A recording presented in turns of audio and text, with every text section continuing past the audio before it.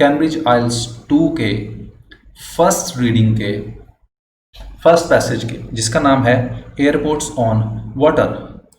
So quickly first check the answers. First one is A, second is A, third B, 4C, 5B, 6 runways and taxiways, 7 terminal building site, 8 sand, 9 stiff clay, 10 and 11 in either order, Lantau Island, C walls, 12 rainfall, 13 geotextile. So let's move to the question number 1 first. So question number 1 जो है हमारा, और from 1 to 5 question number है, we have to match the information A B C with the information given.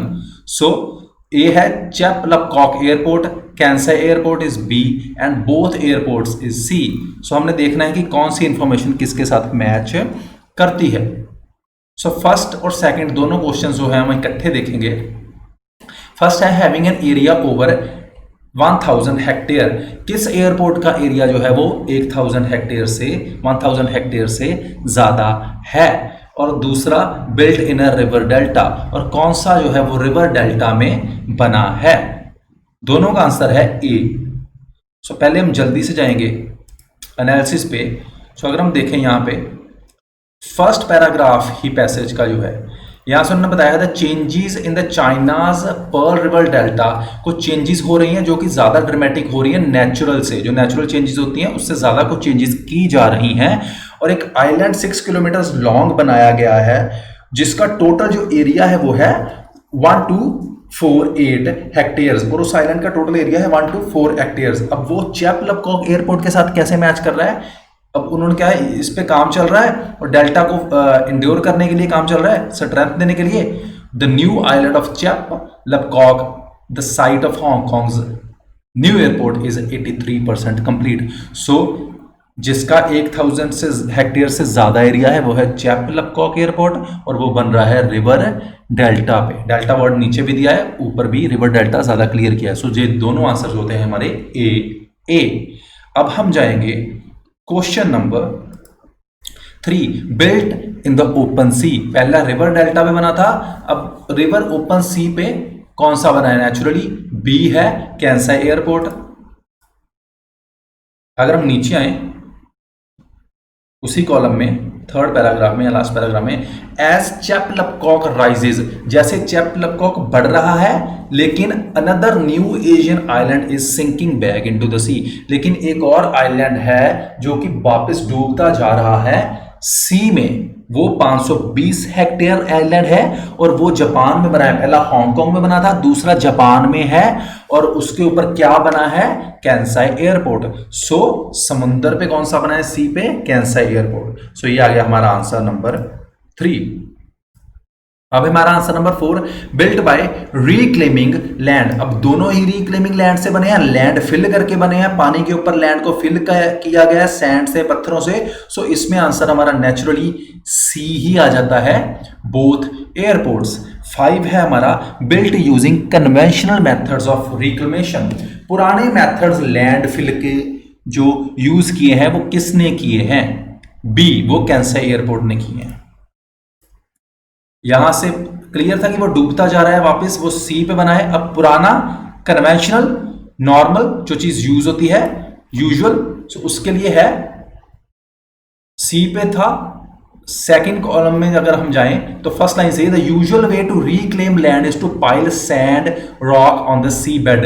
Usual way, conventional way, एक आम normal way जो है वो ऐसे है कि रेत और रॉक की ढेरी लगाना, ऊपर उसको फिल करना सी बेड को, समुद्र की सतह को, पानी को इसके साथ। सो ये यूजुअल वे अपनाया गया है सी में, कैंसाई ने सी पे बनाया था। सो ये यूजुअल वे था जो कैंसाई ने किया था।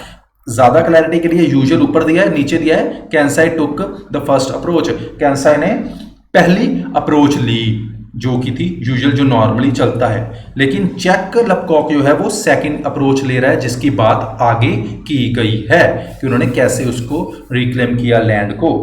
ठीक है, ये आ गया हमारा क्वेश्चन नंबर 5। इसके बाद हम जाएंगे क्वेश्चन नंबर 6 to 9 जो हमारी है बेसिकली डायग्राम और फिलहाल डायग्राम ए डायग्राम बी दिया। डायग्राम बी कुछ भी नहीं है, पहले दो आइलैंड्स हैं जो अनयूज्ड हैं, जिसपे कुछ भी नहीं किया गया, पानी है और उसमें नीचे पानी है, पानी के नीचे क्या है, इनके बीच में दोनों आइलैंड्स के बीच में क्या है, मड है, ठीक है। और उसके बाद उसमें कुछ चेंजेस हुई हैं, ठीक है। इस वाले आइलैंड को इसमें चेंजेस क्या हुई हैं, 6 नंबर पे 6 जो आंसर है, रनवे और टैक्सीवे बनाए, और जो आइलैंड के ऊपर वाला हिस्सा है उसके ऊपर बने हैं टर्मिनल बिल्डिंग साइट्स, और जो सबसे ऊपर वाला पाथ है जो फ्लैट सरफेस दिख रहा है वो है हमारा सैंड से बना हुआ, जो बीच में है वो कुछ पत्थर लग रहे हैं, और सबसे नीचे है हमारी स्टिफ क्ले। अब इसमें क्या किया उन्होंने, सबसे नीचे स्टिफ क्ले कैसे आई और बीच में ये पत्थर कैसे आए, स्टिफ क्ले हम पीछे पढ़ेंगे कैसे आई, पत्थर कहां से आए, ये जो चीज काटी है उन्होंने ऊपर से उसको उन्होंने यहां पे फिल कर दिया, लेवल करके इसको इसके साथ है, ऊपर से एक्स्ट्रा जो इसका पत्थर काटा है उसको इसके उसमें फिल कर दिया, और उसके ऊपर रेत से सतह बना दी, जिसको उन्होंने एक पाथ बना दिया टैक्सीवेज या रनवेज, ठीक है, और टर्मिनल बिल्डिंग साइट के लिए रास्ता बनाया है, ठीक है, क्लियर है। 6 is runways and taxiways, 7 is terminal building site जो सिर्फ इस आइलैंड के ऊपर है, 8 है सैंड से यूज किया गया मटेरियल सबसे ऊपर, और सबसे नीचे है हमारी स्टिफ क्ले। अब हम जाएंगे इसकी डायग्राम की लेबलिंग देखने के लिए पीछे। अगर हम जाएं सेकंड पेज पे आ जाएं तो यहां से अगर हम देखें, पहली डायग्राम में क्या था, सबसे नीचे मड थी, ठीक है, जब कुछ भी यूज नहीं किया था, ऊपर पानी था, नीचे मड थी, और दोनों आइलैंड्स ऐसे थे, एक बड़ा था एक छोटा था, ठीक है।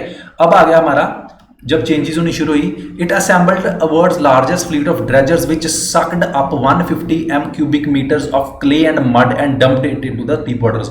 अब उन्होंने क्या किया, जब स्टार्ट किया ड्रेजर्स ने, उन्होंने वो जो मड थी वो सक्ड वहां से खींची और समंदर में फेंकी, ठीक है। और इसका मतलब जब मड खींची और सबसे नीचे क्या रह गया वहां पे, स्टिफ क्ले, वो हम आगे पढ़ेंगे, ठीक है।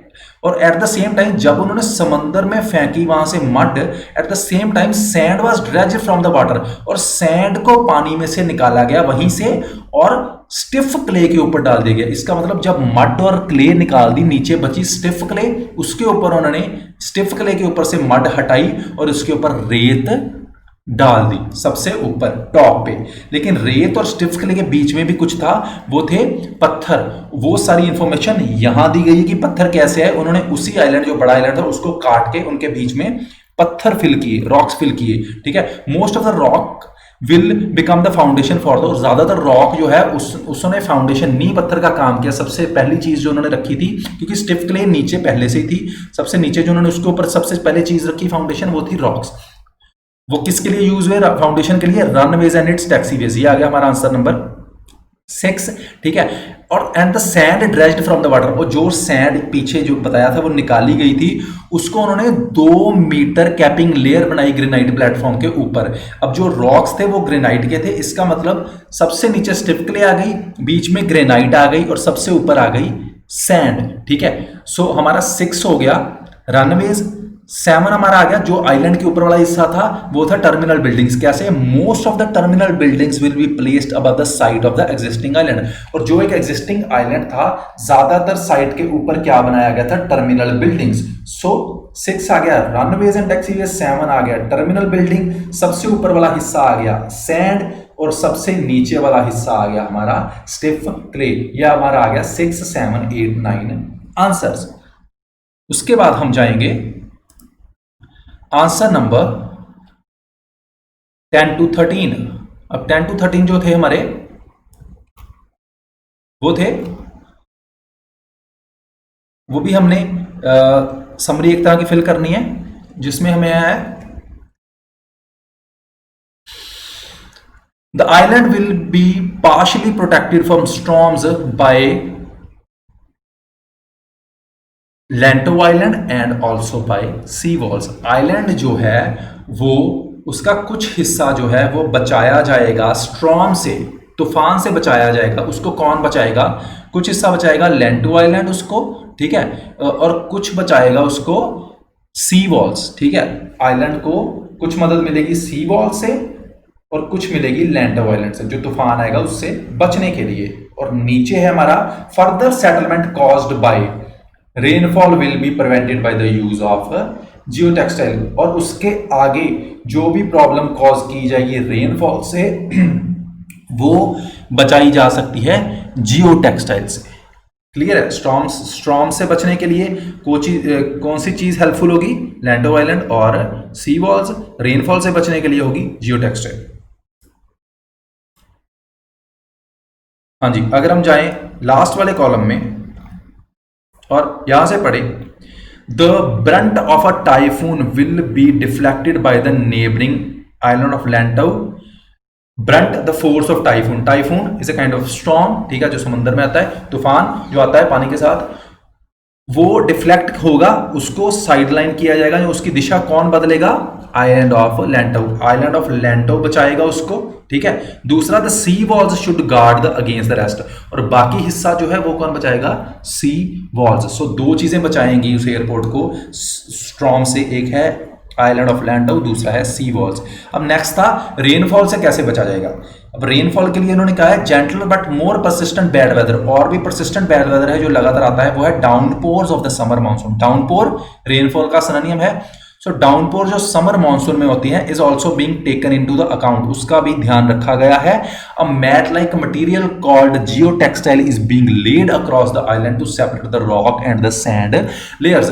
अब उन्होंने, क्योंकि रेत गीली होके जो वे ऊपर बनाए सबसे ऊपर आइलैंड के ऊपर जो सैंड यूज की गई है वो गीली होके उसमें ना आ जाए, रॉक्स में ना आ जाए, और वे जो है वो क्लैप्स ना हो जाए, इसके उन्होंने उसके बीच में रॉक्स और वे के बीच में, सैंड के बीच में एक मैट लाइक मटेरियल, मैट बिछाया है जियो टेक्सटाइल का। सो रेनफॉल से बचने के लिए उन्होंने यूज किया है जियो टेक्सटाइल। ये हो गया हमारा आंसर नंबर 13। इसी के साथ हमारे हो जाते हैं एनालिसिस, जो है हमारे रीडिंग पैसेज 1 कैम्ब्रिज बुक 2 के फर्स्ट रीडिंग का, एयरपोर्ट्स ऑन वाटर। सो जो भी आपको डाउट आएगा guys please let me know, इसके बाद